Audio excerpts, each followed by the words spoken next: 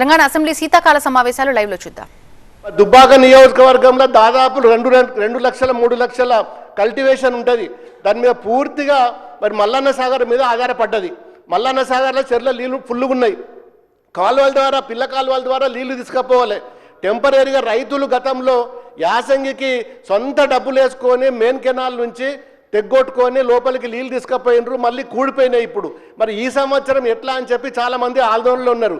ఒక్కసారైనా మరి irrigation department కానీ మంత్రి గారు అని వచ్చి రివ్యూ పెట్టి కనీసము మరి అవి ఏ విధంగా తీసుకువెళ్తాం, ముందుకెట్లా పోదామని చెప్పి మరి ఇప్పటికి కూడా ఏ ఒక్క రోజు కూడా 2 సంవత్సరాల నుంచి మంత్రి గారు ఒక్కరోజు కూడా సిద్దిపేట జిల్లాలో ఇరిగేషన్ మీద ఒక్కరోజు కూడా రివ్యూ పెట్టలేదు.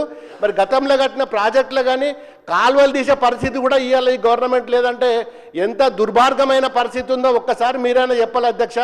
మరి యూరియా కానీ కరెంటు కానీ ఇరిగేషన్ కానీ ఈ 3 కూడా రైతులకు సంబంధించిన విషయము.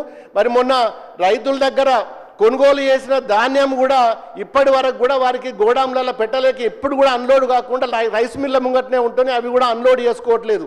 ఇష్టం ఉన్నట్టు రైస్ మిల్ యజమానులు కూడా మరి తరుగు పేరు మీద ఇప్పటికి కూడా ఇంకా కటింగ్ చేస్తూనే ఉన్నారు. దీని మీద కూడా ఎవరు కూడా పట్టించుకునే నాదులు లేడు. మాది పూర్తిగా 8 మండలాలు ఉన్నాయి. 8 మండలాలు కూడా వ్యవసాయం సంబంధించిన రైతుల అధ్యక్ష. ఇప్పటికైనా ఒకసారి సిద్దిపేట జిల్లా మీద దుబ్బాక నియోజకవర్గం మీద ఒక కన్ను పెట్టి మా రైతులను కాపాడవలసిందిగా మీ ద్వారా అధ్యక్ష నేను గౌరవ కన్సర్న్ మినిస్టర్ గారిని నేను రిక్వెస్ట్ చేస్తున్నా.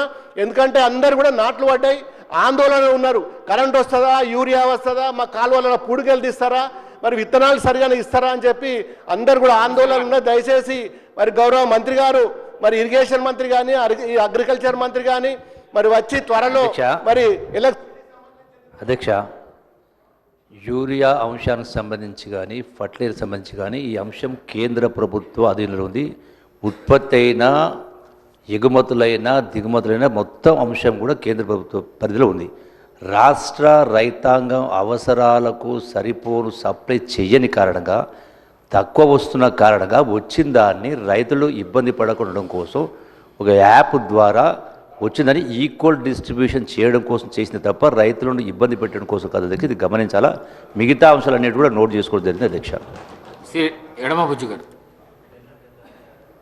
ధన్యవాదాలు అధ్యక్ష.